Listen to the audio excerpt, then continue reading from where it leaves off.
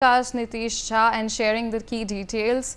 Moving on, some breaking news coming in from the international arena.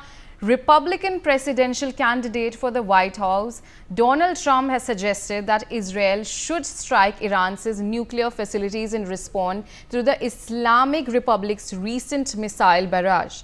Speaking at a campaign event in North Carolina, Trump criticized President Joe Biden's response to a similar question posed earlier in the week.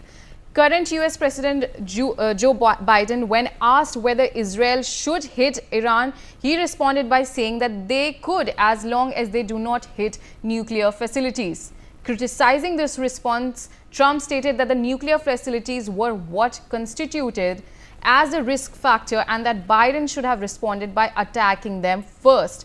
This statement of Trump came at a town hall style event in Fayetteville near a major U.S. military base. So this is the latest that is coming in at this point of time. We have with us my colleague Brian Thomas on the telecast. Brian, we can see now Donald Trump has responded and criticized Joe Biden's response to if the nuclear facilities should be targeted amid the ongoing Israel-Iran conflict that is still going on. What has the statement of Donald Trump means?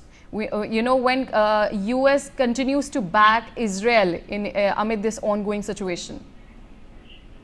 Well, we are definitely now former President Donald Trump on Friday urged Israel to target Iran's nuclear facilities while mocking even President Biden's stance on the issue.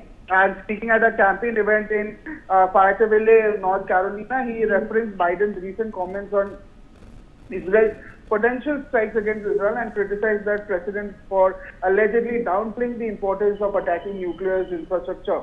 Iran's nuclear infrastructure, and he says that that's the thing they want to hit, and this is what's supposed to be done. He also emphasized that nuclear proliferation also represents the biggest risk and expressed frustration with Biden's response, also arguing that Israel should prioritize targeting Iran's nuclear program. He also recounted his efforts to modernize the U.S. military during his presidency, including enhancing also its nuclear capabilities, although he admitted discomfort with the necessity of strengthening the nuclear arsenal. And during the same event, Trump also reiterated similar remarks also made where he called Biden's approach the craziest thing that he's ever heard and warned that Iran was close to acquiring nuclear weapons which would represent and present a major threat to global security.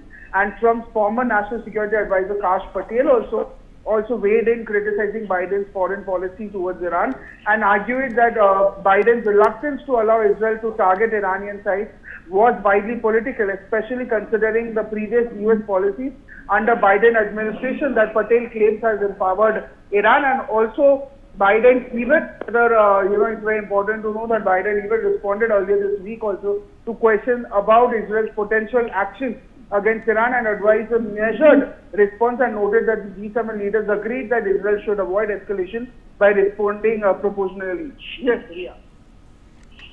All right, thank you so much for joining us on the telecast, Brian Thomas. That's a wrap for the bulletin. We'll slip into a short break.